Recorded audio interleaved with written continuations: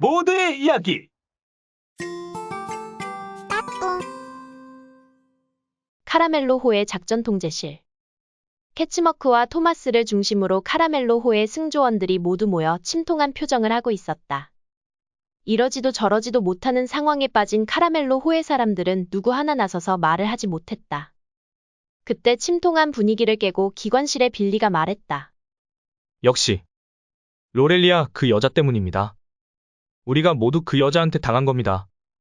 빌리의 말에 기관실의 승조원들이 모두 동조하며 말했다. 맞습니다. 그때 그 여자를 우리 카라멜로 호에 태우는 게 아니었습니다. 맞습니다. 그 여자는 우리 모두의 적이었습니다. 카라멜로호의 구심점 역할을 하던 프린츠가 빠지자 카라멜로호의 사람들은 사분오열로 흩어졌다. 조용히 말을 듣고 있던 토마스가 말했다.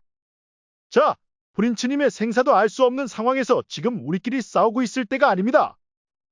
토마스의 말을 들은 캐치머크가 에밀리에게 말했다. 에밀리님, 에밀리는 잠시 다른데 정신이 팔린 듯 한눈을 팔고 있다가 캐치머크의 말에 정신을 차리며 말했다. 예? 캐치머크가 에밀리의 눈치를 살피며 말했다. 에밀리님, 너무 걱정하지 마십시오. 우리가 프린츠님을 잘 알고 있지 않습니까?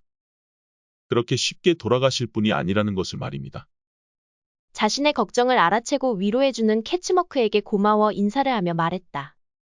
캐치머크님께서 말씀하신 대로 주변으로 전파방의 신호를 보내는 곳의 위치를 파악하고 있습니다. 캐치머크님의 생각대로 섬의 곳곳에 전파를 방해하는 장치가 설치되어 있어 프린츠님과 교신할 수 없는 것 같습니다. 에밀리의 이야기를 들은 캐치머크가 토마스에게 말했다. 자네 생각은 어때? 캐치머크의 말에 잠시 생각에 빠졌던 토마스는 자신의 생각을 말했다. 지금 저 섬은 이미 적들로 하여금 포위당한 것이나 다름없어. 섣불리 들어간다고 해도 적들에게 발각될 위험이 크고 함부로 공격하는 것도 프린츠님에게는 도움이 되지 않을 거야. 토마스의 말을 들은 캐치머크가 말했다. 저들이 더 몰려오기 전에 우리가 먼저 선제 공격을 해서 전투함들을 쓸어버리는 건 어때? 그건 너무 위험해. 프린츠님의 상태도 모르는데 여기를 전쟁터로 만들 수는 없어. 갈수록 태산이군. 두 사람의 이야기를 듣고 있던 에밀리가 말했다. 제 생각에도 섣불리 공격하는 건 프린츠님에게 너무 위험할 것 같아요. 저도 빨리 프린츠님과 교신할 수 있는 방법을 찾아볼게요. 캐치머크는 주변의 승조원들에게 말했다.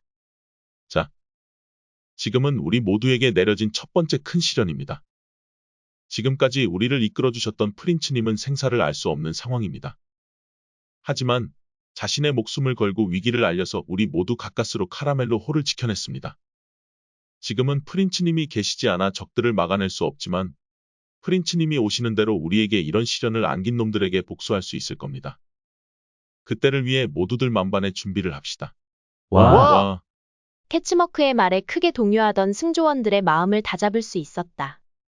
캐치머크 옆에 서 있던 토마스는 캐치머크를 바라보며 주먹을 불끈 쥐어 보이며 힘을 실어줬다. 어두운 해안 동굴 안. 프린츠가 로렐리아 옆에 쓰러져 있었다. 밤새 로렐리아를 간호했는지 프린츠의 손에는 로렐리아의 피가 잔뜩 묻은 옷가지가 들려 있었다. 위태롭게 타고 있는 장작불은 흐릿하게 두 사람을 밝히고 있었다. 깊은 숨을 몰아쉬며 눈을 뜬 로렐리아가 겨우 의식을 차리고 일어나 총을 맞은 자신의 오른쪽 다리를 살펴봤다. 로렐리아가 의식을 잃고 쓰러져 있는 내내 프린츠가 정성껏 총상 부위를 소독해서 깨끗이 정돈되어 있었다. 자신의 옆에 잠들어 있는 프린츠의 모습을 보고 자신의 목숨을 2번이나 살려줬던 줄리아의 모습을 떠올렸다. 프린츠와 줄리아는 닮은 곳이 많은 남매였다. 말없이 자신의 옆에서 잠들어 있는 프린츠를 바라보고 있던 로렐리아는 프린츠가 깨어나자 당황해 다시 누워 자는 척을 했다. 이를 보지 못하고 잠에서 깬 프린츠는 로렐리아의 이마를 짚어보며 속삭이듯 말했다. 이제 열은 좀 내린 것 같고. 그리고 로렐리아의 다친 다리를 살펴보더니 안도하며 말했다. 아, 그리고 다행히 염증도 없다. 다행인데. 그래도 빨리 제대로 된 치료를 받아야 할 텐데. 프린츠가 로렐리아를 살펴보고 자리에서 일어나자 로렐리아도 어색하게 의식을 차린 듯 일어났다. 힘들게 일어나는 로렐리아를 보며 프린츠가 말했다. 의식을 찾았나? 예. 로렐리아는 수심이 가득한 표정으로 프린츠를 바라봤다. 그러자 프린츠는 미소를 지으며 로렐리아에게 말했다. 내 탓이 아니다. 이 정도 함정쯤은 먼저 예상했어야 했는데. 새로운 무기를 얻는다는 것에 들떠서 그만 내가 너무 성급했다. 이 난리를 겪고도 저를 믿나요? 내 생각에는 변화가 없다. 왜 제가 당신을 함정에 빠뜨린 게 아니라는 것을 확신하시죠? 로렐리아의 말에 잠시 하던 일을 멈추고 시선을 로렐리아 쪽을 바라보며 말했다. 넌 좋은 사람이니까. 프린츠의 말에 로렐리아는 당황해하며 급하게 말을 돌리려는 듯 허둥지둥 말했다. 지금 이렇게 농담 따먹기나 하고 있을 때가 아닙니다. 로렐리아의 말에 프린츠가 말했다. 그래, 지금 상황이 좀 심각하기는 하지. 프린츠는 자신의 주머니에서 섬의 지도를 빼고 GPS 시계로 자신의 위치를 파악했다. 그리고 무전기를 꺼내 카라멜로 호화 교신을 계속 시도했다. 여기는 프린츠. 카라멜로 호는 응답하라. 프린츠의 간절한 부름에도 카라멜로 호는 응답이 없었다. 이런, 젠장. 무전기를 땅바닥에 떨어뜨리고 프린츠가 바닥으로 주저앉았다. 프린츠는 땅에 떨어진 무전기를 다시 집어들어 이리저리 만져보고 있었다. 그런 프린츠의 모습을 신기한 듯 바라보던 로렐리아가 웃으며 말했다. 어쩜 그렇게 줄리아님과 하는 행동이 똑같습니까? 하는 일은 달라도 같은 피인데. 그게 어디 가겠어? 로렐리아가 프린츠를 바라보며 말했다. 에밀리님과는 연인 사이 맞습니까? 로렐리아가 에밀리 이야기를 하자 프린츠가 로렐리아를 바라봤다. 그러자 로렐리아가 프린츠를 바라보며 말했다. 저에게 잘 대해주시는 프린츠님을 보고 저도 그 마음 한구석에 비집고 들어갈 곳이 있나 해서 프린츠님 주변을 살폈습니다. 프린츠가 아무 말이 없자 로렐리아가 이어서 말했다. 에밀리님을 그리 오래 겪지는 않았지만 좋은 분이신 것이 틀림없어 보였습니다. 좋은 여자친구를 만나신 것 축하드립니다. 프린츠가 로렐리아의 말에 미소를 띠며 말했다. 좋은 여자지. 나한테는 과분한. 프린츠의 말에 로렐리아가 잠시 생각하더니 다시 진지한 표정으로 말했다. 저는 그렇게 매번 한 발이 늦어왔습니다. 부모님을 잃을 때가 그렇고. 로렐리아의 말에 프린츠는 하던 일을 잠시 멈추고 로렐리아를 바라봤다. 프린츠의 눈길을 받은 로렐리아가 아무렇지도 않는 듯 말했다. 누구나 그런 사연 하나씩은 가지고 있지 않습니까? 자기 앞에서 상대 세력에게 무참히 죽어가신 부모님 이야기. 부모님이 해양 세력과의 전투에서 돌아가셨나? 아니요. 여객선을 타고 태평양을 건너시던 중 해적들에게 죽임을 당했습니다. 나중에 들은 이야기로는 제게 주시려고 비싸게 산 선물을 빼앗기지 않으시려다가 해적들에게 총을 맞고 돌아가셨다고 들었습니다. 구독, 좋아요, 알림 설정 부탁드립니다. 그렇군. 이런 미쳐버린 세상에 그런 사연 한둘은 다 가진 거라 새롭지도 않습니다. 부모님의 복수를 하겠다고 미친 듯이 그렇게 살아왔습니다. 복수 외에는 아무것도 보이지 않았습니다. 그렇게 살다 보니 제 인생은 어느새 다 지나가버리고 이렇게 네오 프리메이슨에서도 손에 꼽히는 괴물이 되어 있었습니다. 바닥에 앉아있는 로렐리아에게 프린츠가 손을 내밀며 말했다. 그런 복수에 남은 인생을 허비하지 말고 자네 인생을 살아. 로렐리아가 프린츠의 손을 잡고 자리에서 박차고 일어나며 말했다. 우선 제게 복수심을 자극하고 총을 쥐어진 놈들을 처리하고 제 인생을 살겠습니다. 프린츠의 부축을 받은 로렐리아가 함께 동굴을 나와 주변을 살폈다. 섬의 주변 연안을 살펴본 프린츠가 말했다. 젠장. 전투함들이 점점 더 모이고 있군. 카라멜로 호는 무사한 겁니까? 내가 서둘러서 위험을 알리기는 했는데 모르겠어. 걱정스러운 표정을 하는 프린츠에게 로렐리아가 말했다. 할 수 없군요. 플랜 B로 가시죠. 플랜 B. 모르십니까? 제가 얼마나 악랄한 괴물 같은 사람인지. 뭐? 적들에게 봉쇄를 당할 것을 대비해서 다 준비를 해두었습니다. 무슨 준비를 말하는 거지? 저만 따라서 오세요. 로렐리아는 다친 다리를 절뚝거리며 프린츠를 숲속 깊은 곳으로 안내했다. 로렐리아와 함께 도착한 곳에는 작은 동굴이 비밀스럽게 위치해 있었다. 로렐리아는 이번에도 자신이 앞장서서 동굴 안으로 들어갔다. 동굴 안으로 들어갈수록 좁고 깊은 동굴은 계속되었고 숨쉬기에도 어려울 정도였다. 그렇게 거의 기어가다시피 동굴 안으로 깊이 들어가니 곧 밝은 빛이 보였다. 그 빛 끝에는 넓은 현대식 공간이 펼쳐졌고 프린츠는 놀라지 않을 수 없었다. 넓은 공간에 미사일 형태로 패키징되어 있는 코모란트 드론 유닛들이 차곡차곡 쌓여 있었고 그 옆으로는 코모란트 드론 유닛을 새롭게 생산하고 손상된 유닛을 유지보수할 수 있는 최첨단 설비들이 갖춰져 있었다. 그리고 바다로 나갈 수 있도록 물길과 이어진 동굴 선착장에는 2대의 소형 탐사선이 지금 당장이라도 출발할 수 있도록 대기하고 있었다. 이 모든 광경을 놀랍게 바라본 프린츠가 말했다. 이게 놀라서 말을 잇지 못하는 프린츠를 바라보며 로렐리아가 말했다. 이 정도면 프린츠님도 놀라시는군요. 이게 다 네오 프리메이슨의 비밀 시설인가? 아니요. 제 개인 시설입니다. 이곳의 정식 명칭은 코모란트 랩입니다. 뭐라고? 코모란트 랩. 어떻게 개인이 이런 시설을 가질 수 있지?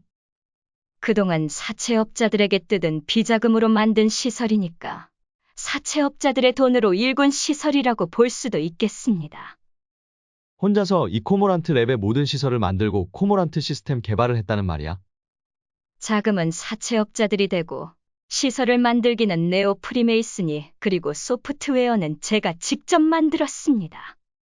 그럼 네오 프리메이슨도 여기 코모란트 랩의 위치를 아는 게 아닌가?